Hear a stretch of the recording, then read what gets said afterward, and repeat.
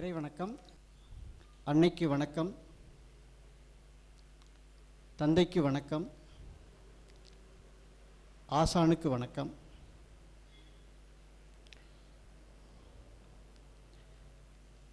இன்றைய நிகழ்விற்கு எல்லாம் வல்ல இறையருள் உறுதுணையாக இருந்து இந்த நிகழ்வை சிறப்பாக நடத்தி கொடுக்க வேண்டும் என்று நாம் அனைவரும் ஒரு மனதாக எல்லாம் வல்ல இறைவனை பிரார்த்தனை செய்து கொள்வோம்.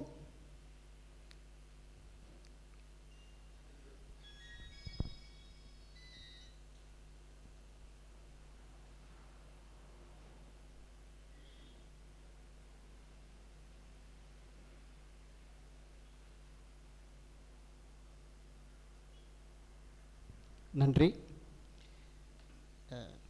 வனம் இந்தியா ஃபவுண்டேஷன் உடைய தலைவர் சுவாதி சின்னசாமி அவர்கள் விருந்தினர்களை வரவேற்க உள்ளார். வனம் இந்தியா ஃபவுண்டேஷனுடைய 7வது மாதாந்திர கருத்தரங்குக்கு வந்திருக்கும் அறங்காவலர் மற்றும் விருந்தினர்கள் அனைவரையும் வருக வருக என்று வரவேற்கிறேன். மேலும் சிறப்பு விருந்தினராக இங்கே வந்துள்ள திரு தனுஷ்கரன் அவர்கள் கண்ணன் டிபார்ட்மெண்டல் ஸ்டோர் அவர்களையும், பாலு எக்ஸ்போர்ட்ஸ் நிர்மலா ஜெகதீசன் அவர்களையும், ஆடிட்டர் ராமநாதன் அவர்களையும், கார்த்திகேயன் சிவசேனாதிபதி அவர்களையும், மோகன் சிவசேனாதிபதி அவர்களையும் வனம் இந்தியா ஃபவுண்டேஷன் சார்பில் வருக வருக என்று வரவேற்பதில் பெருமை அடைகிறோம். மேலும் இந்த மாதாந்திர கருத்தரங்கிற்கு ஒவ்வொரு மாதமும் கடைசி வெள்ளிக்கிழமை அன்று இந்த கருத்தரங்கு நடைபெற்று கொண்டிருக்கிறது. திரளாக அறங்காவலர்களும் மற்றும் உறவினர்கள், நண்பர்கள் எல்லோரும் இந்த கருத்தரங்கிற்கு வந்து பல்லடத்தை பசுமை மிக்க ஒரு ஊராக மாற்ற முன்வந்துள்ளார்கள். அதற்கு வனம் இந்தியா சார்பில், ஃபவுண்டேஷன் சார்பில் மிக்க நன்றியை தெரிவித்துக் கொண்டு அடுத்த நிகழ்ச்சி துவங்க உள்ளதை நினைவுபடுத்துகிறேன். நன்றி, வணக்கம்.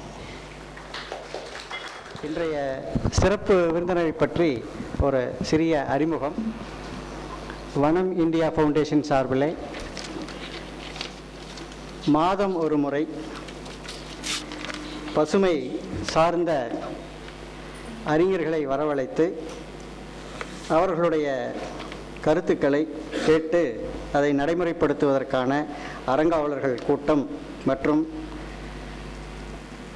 விருந்தினர்கள் கூட்டம் ஒவ்வொரு மாதமும் வெள்ளிக்கிழமை மாலை சரியாக 4:30 மணிக்கு துவங்கி இது 7வது கருத்தரங்காக நடந்து கொண்டிருக்கிறது.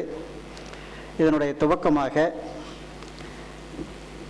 நந்தியம்பெருமானுக்கும் அதே போல பார்வதி என்று சொல்லக்கூடிய மாட்டுக்கும் 2 காளை மாட்டுக்கு அன்னார் அவர்கள் பூஜை பண்ணி இந்த நிகழ்வு துவங்கியது ஒரு உணர்வுபூர்வமான ஒரு நிகழ்வாக இருக்கிறது. இன்றைய சிந்தனையுடைய தலைப்பு காங்கேயம் காளை. இந்த நிகழ்ச்சியை நடத்தி கொடுப்பவர் திரு கார்த்திகேயா சிவசேனாதிபதி அவர்கள், நிர்வாக அறங்காவலர், காங்கேயம் கால்நடை ஆராய்ச்சி அறக்கட்டளை,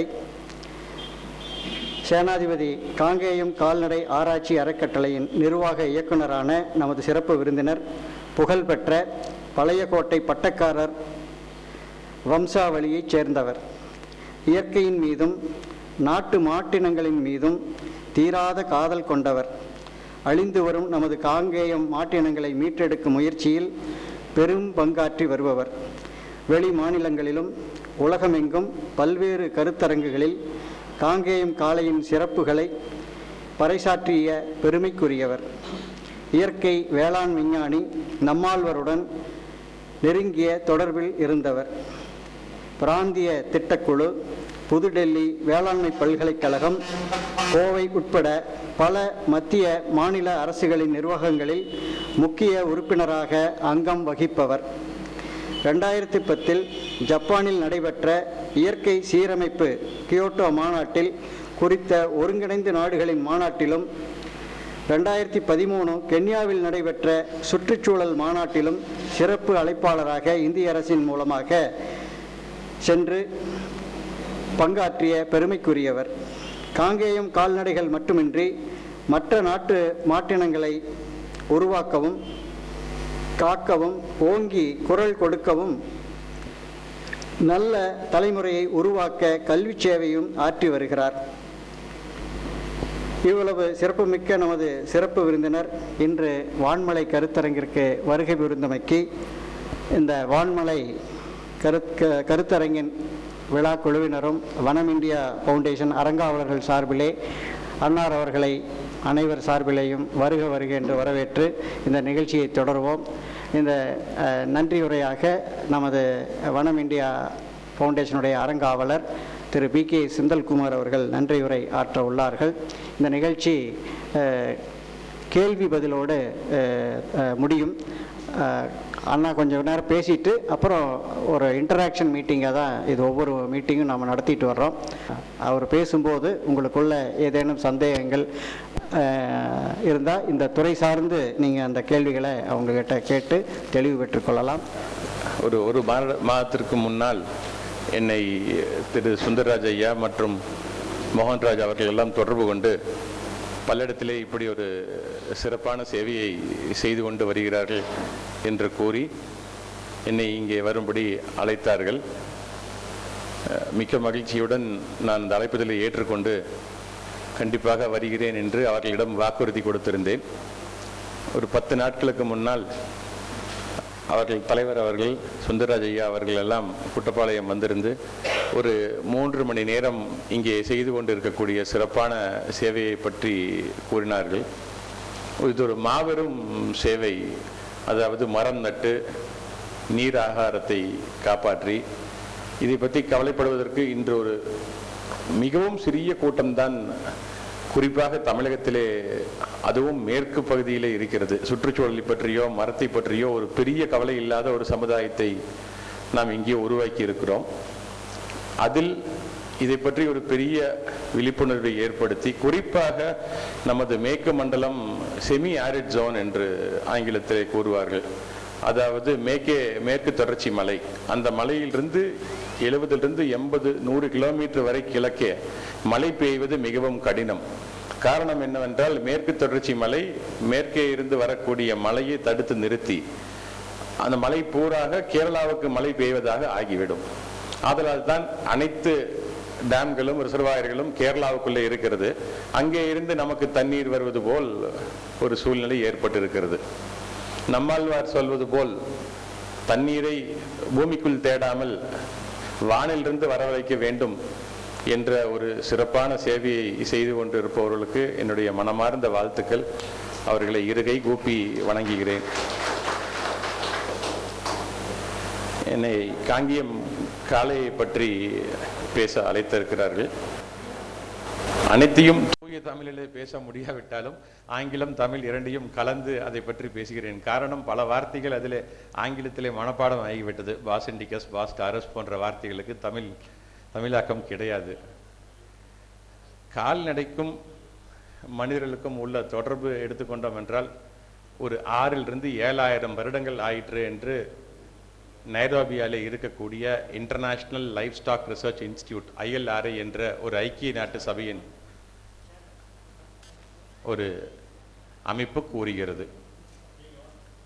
மனிதன் முதல் ஜிஞ்சாந்த்ரோபஸ், ஆஸ்ட்ரோபித்திகஸ், ராம்பித்திகஸ் போன்ற ஒரு நியோலித்திக் மனிதன் முழு மனிதனாக உருவாய் நாம் அப்பொழுது நம்மளது மூதாதையர் அப்பொழுது செய்து கொண்டிருந்த வேலை நாம் வேடர்களாக, அதாவது ஹண்டர் கேதரர் என்று ஆங்கிலத்திலே கூறக்கூடிய வார்த்தை, நாம் காட்டுக்கு சென்று நமக்கு தேவையான மிருகங்களை வேட்டையாடி வந்து அந்த மிருகங்களை உணவாக உட்கொண்டு வாழ்ந்திருந்த ஒரு காலம். அந்த காலத்துக்கு பின் 5000 6000 வருடங்களுக்கு முன் உலகளவில் 4 இடங்களில் அல்லது 5 இடங்களில் ஒட்டுக்காக கால்நடை டொமஸ்டிகேட் செய்யப்படுகிறது. அதாவது வனவிலங்காக இருந்த மாடு, நாய் இரண்டும் அதை வீட்டு விலங்காக மனிதன் அதை மாற்றுகிறான். அந்த மாட்டினங்களை பிடித்து அந்த மாட்டிலிருந்து அப்பொழுதுதான் மனிதன் முதலாக ஒரே இடத்திலே இருந்து விவசாயம் செய்ய தொடங்குகிறான். செட்டில்டு அக்ரிகல்ச்சர் என்பது அன்றுதான் உருவாகிறது. அந்த செட்டில்டு அக்ரிகல்ச்சருக்கும் அந்த ஹண்டர் கேதரருக்கும் நடுவில் இருக்கக்கூடிய பங்கு தான் பாஸ்ட்ரலிசம். இன்றும் தமிழ்நாட்டிலே சில பகுதிகளில் பார்த்தோம் என்றால், சூலூருக்கு பக்கத்திலே சென்றோம் என்றால், அங்கே குறும்ப கவுண்டர் என்ற ஒரு இனத்தை சேர்ந்தவர்கள் செம்மறியாடு, குறும்பையாட்டை மேய்த்து கொண்டு அவர்கள் ஒரு வருடம் 1500 3000 கிலோமீட்டர் வரை ஆடுகள் மேய்த்து கொண்டு மிந்தி கர்நாடகாவுக்கும் செல்வர், கேரளாவுக்கும் செல்வர். நெல் அறுத்த பகுதிகளிலே கோபி, சத்தியமங்கலம் போன்ற பகுதியிலே சென்று பட்டி போட்டு, பென்னிங் என்று ஆங்கிலத்திலே அந்த வார்த்தையை கூறுவார்கள், பட்டி போட்டு அந்த ஆட்டுக்கூடவே வாழ்வதுதான் அவங்கள் வாழ்வாதாரம், அவங்கள் வாழ்க்கை. இதே போல்தான் ஒவ்வொரு சமுதாயமும் ஆற்றங்கரை ஓரத்திலே கால்நடையை முதல் மனிதன் காட்டு இனமாக இருந்த ஒரு இனத்தை வீட்டினமாக மாற்றியது மாடும் நாயும். அதில் முதல் மாடுதான் என்று anthropological study by the Oxford university of Cambridge, Leverhulme institute for anthropological study அனைவரும் தெளிவாக கூறுவது, மெஸ்பொட்டாமியாவிலே, அதாவது இன்று இருக்கக்கூடிய ஈரான், ஈராக் இரண்டு நாட்டுக்கு இடையே டைக்ரிஸ் அண்ட் யூஃப்ரேட்டிஸ் என்ற ஆறு ஓடும் அந்த பகுதியிலே கால்நடை டொமஸ்டிகேட் செய்யப்பட்டிருக்கிறது. அதே போல் இந்தியா, பாகிஸ்தான், ஆப்கானிஸ்தானிலே சிந்துவெளி நாகரிகம், ஹரப்பன் சிவிலைசேஷன் என அழைக்கப்படும் அங்கேயும் கால்நடை டொமஸ்டிகேட் செய்யப்பட்டிருக்கிறது. மெக்சிகோவிலே ஒரு பகுதியிலே அதே சமயத்தில் வேடிக்கை என்னவென்றால், அப்பொழுது இங்கே வாழ்ந்த மனிதனுக்கும் அங்கே வாழ்ந்த மனிதனுக்கும் எந்த விதமான தொடர்போ, அன்னைக்கு இமெயிலோ, எஸ்எம்எஸோ, வாட்ஸ்அப்போ எந்த விதமான தொடர்புமோ குதிரையிலோடு செல்லக்கூடியாத ஒரு நிலைமையிலே அன்று ஒரே சமயத்திலே அந்த பரிணாம வளர்ச்சி என்பது மனிதனுக்கு ஒரே சமயத்தில் தான் நடக்கும் என்பதற்கு உதாரணம், அந்த கால்நடையை அனைவரும் ஒரே சமயத்தில் 100 to 200 வருடம் வித்தியாசத்துக்குள் டொமஸ்டிகேட் செய்திருக்கிறார்கள். அதே போல் சைனாவிலே எல்லோ வேலி சிவிலைசேஷன் என்று அழைக்கப்படும் அங்கேயும் கால்நடை டொமஸ்டிகேட் செய்யப்பட்டிருக்கிறது. வனவிலங்காக இருந்த கால்நடை அங்கே அப்பொழுதுதான் கல்வெட்டுகள் மாட்டு சிலையை போல் சிந்துவெளி நாகரிகத்தில் இருப்பது போல் கல்வெட்டுகள் எல்லா பக்கமும் தோன்ற ஆரம்பிக்கிறது. இப்படி ஒரு சூழ்நிலையில் பாஸ்டோரலிசம் உருவாகி, பாஸ்டோரலிசம் அடுத்தது மனிதன் ஒரே இடத்திலே வாழ்ந்து அங்கே விவசாயம் செய்ய ஆரம்பிக்கிறான். விவசாயம் செய்யும் பொழுதுதான் அவனுக்கு கால்நடையின் அத்தியாவசியம் இன்னும் புரிய ஆரம்பிக்கிறது. காரணம் என்னவென்றால், ஒரே இடத்தில் தொடர்ந்து விவசாயம் செய்து வந்தால் அங்கே இருக்கக்கூடிய அந்த சத்துக்கள், விவசாயத்துக்கு தேவையான சத்துக்கள் அங்கே அது கொஞ்ச நாட்களிலே காலியாகி விடுகிறது. அப்பொழுது இந்த கால்நடையின் சாணத்தையும் கோமயத்தையும் பயன்படுத்தி விவசாயம் செய்ய வேண்டிய அத்தியாவசியத்தை மனிதன் புரிந்து கொண்டு தான் இன்று நாம் சில மாட்டோட புகைப்படத்தில் பார்த்தோமானால், லக்ஷ்மி தேவி மாட்டோட சாணம் போடும் இடத்திலே லக்ஷ்மி படம் இருப்பதாக ஒரு கதை இருக்கிறது. லக்ஷ்மி மாட்டிடம் போய் கேட்டால், இங்கே வாழ்வது என்று, நான் உன்னை நம்ப மாட்டேன், நீ இங்கே தான் வாழ வேண்டும் என்று மாடு சொன்னதாக நமக்கு பெரியவர்கள் என்னோட தாத்தா, பாட்டி, அம்மா, அப்பா அனைவரும் இந்த கதை சொல்லியிருக்கிறார்கள். அதுக்கு உண்மையான அர்த்தம் என்னவென்றால், மாட்டு சாணத்தையும் கோமயத்தையும் வச்சு விவசாயம் செய்தால் லக்ஷ்மி நம்மிடம் குடியிருப்பாள் என்று அர்த்தம்.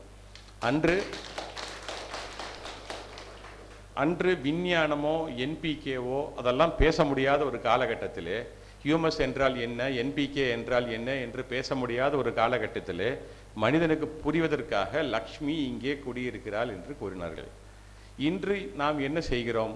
அதை தொட்டு கும்பிட்டு விட்டு டிஏபி, யூரியா, பொட்டாஷ், அல்ஃப்ராமைத்தீன், சைஃபர்மைத்தீன் போன்ற அனைத்தையும் நமது தோட்டத்திலே பயன்படுத்தி மூதேவியை நமது தோட்டத்துக்கு கொண்டு வந்து விட்டோம். லக்ஷ்மியுடைய அக்கா மூதேவி தான் நம்முடன் இப்பொழுது கூடியிருக்கிறாள். ஆதலால் மூதேவியை விரட்டி அடித்துவிட்டு லக்ஷ்மியை நம்முடன் இருத்து கொள்ள வேண்டும் என்றால் நாம் நாட்டு மாட்டு சாணத்தையும் கோமயத்தையும் வைத்து விவசாயம் செய்ய வேண்டும்.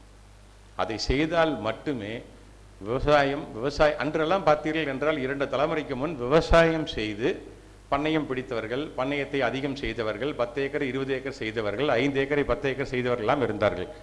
இன்று ரொம்ப வீரமாக விவசாயம் செய்தால் 10 ஏக்கர் 5 வருஷத்தில் 5 ஏக்கர் ஆகிவிடும்.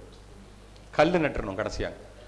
ஆதலால் அது ஆகாமல் இருக்க வேண்டும் என்றால் அதற்கு ஒரே வழி, நாம் நாட்டு மாட்டின் சாணத்தையும் கோமயத்தையும் வைத்து விவசாயம் செய்தால் மட்டுமே சுபேஷ் பலேக்கர், நம்மாழ்வார் ஐயா போன்ற கூறியது போல் 0 budget natural farming, organic farming போன்ற விஷயத்தை செய்வதுதான் நல்ல விஷயம். இதில் கால்நடையை பற்றி கால்நடையின் சரித்திரத்தை பார்த்தோம். இந்திய நாட்டிலே 3 விதமான, உலக அளவிலே எடுத்துக்கொண்டோம் என்றால் 2 விதமான கால்நடை இருக்கிறது. 2 கால்நடையுமே பல ஆயிரம் வருடங்களுக்கு முன் ஒரே ஜீனிலிருந்து 2ம் பிரிந்து வந்ததுதான். நமது துணைக்கண்டத்திலே, அதாவது இந்தியா, பாகிஸ்தான், பங்களாதேஷ், ஸ்ரீலங்கா, நேபாள், ஆப்பிரிக்காவில் சில பகுதிகள், இங்கே இருக்கக்கூடிய கால்நடை பாஸ் இண்டிகஸ் என ஒரு இனத்தை சேர்ந்தது.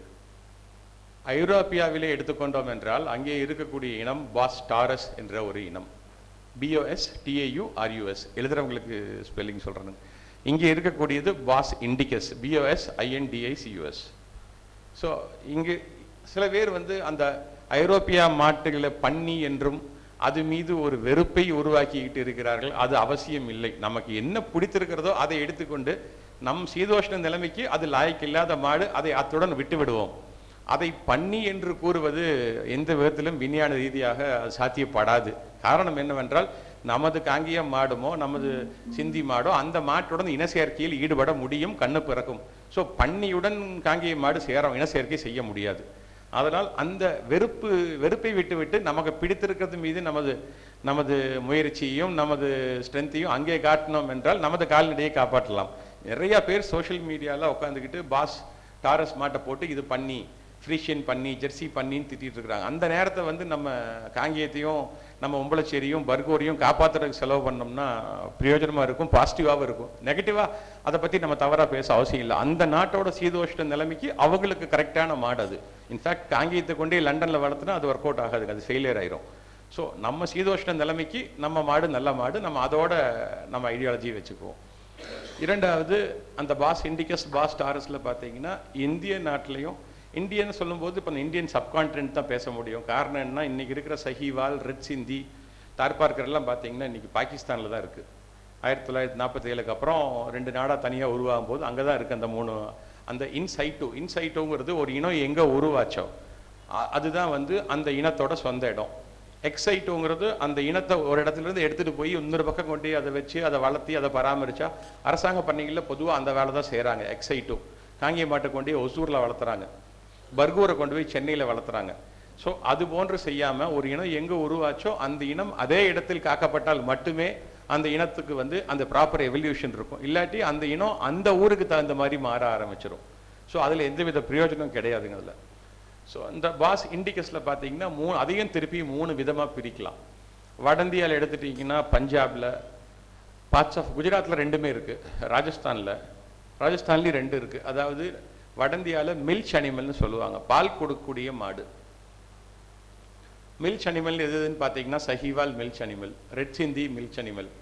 இது போன்ற மாடுகள் நிறைய பால் கொடுக்கும், ஆனால் பெருசாக வேலை செய்யாதுங்க நம்ம மாடுகள் மாதிரி. கொஞ்சம் கீழே வந்தீங்கன்னா இன்னும் இப்போ தார்பார்க்கர் எடுத்துட்டிங்கன்னா அதாவது டியூவல் பர்பஸ் அனிமல், வேலையும் செய்யும் பாலும் கொடுக்கும். அதே மாதிரி மகாராஷ்டிராவில் எடுத்துட்டிங்கன்னா டியோனின்னு ஒரு மாடு இருக்குது, வெள்ளை கலரில் சட்டையாக கருப்பு சட்டையாக இருக்கும். அந்த மாடு டியூவல் பர்பஸ், பாலும் கொடுக்கும், 4 to 5 லிட்டர் பால் கொடுக்கும், ஆனால் வேலையும் ஓரளவுக்கு செய்யும். நம்ம தெற்க இருக்கிற மாடுகள் மாதிரி அவ்வளோ நல்லா வேலை செய்யாட்டியும் ஓரளவுக்கு வேலை செய்யும். அந்த வட இந்தியாவில் இருக்கக்கூடிய பால் கொடுக்கக்கூடிய மாடுகள் அளவுக்கு மோசமாக இருக்காது, அதை விட பெட்டராக நல்லா வேலை செய்யும். ஸோ இதுக்கு டியூவல் பர்பஸ் அனிமல்.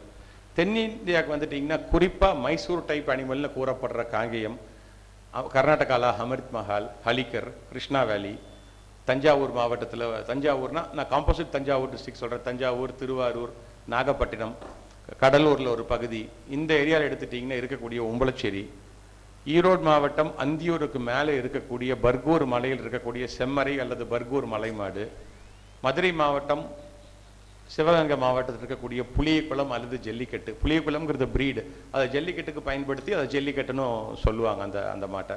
தேனி மாவட்டத்தில் இருக்கக்கூடிய மலை மாடு. அதே மாதிரி கிருஷ்ணகிரி, தருமபுரி மாவட்டத்தில் இருந்த ஆலாம்பாடி. இன்னைக்கு ஆலாம்பாடி பெருசாக இல்லைங்க, ஆல்மோஸ்ட் இந்த ஸ்டேஜ் ஆஃப் எக்ஸ்டிங்ஷன். பிரீடபிள் ஃபீமேல்ஸ் கிடையாது அதில்.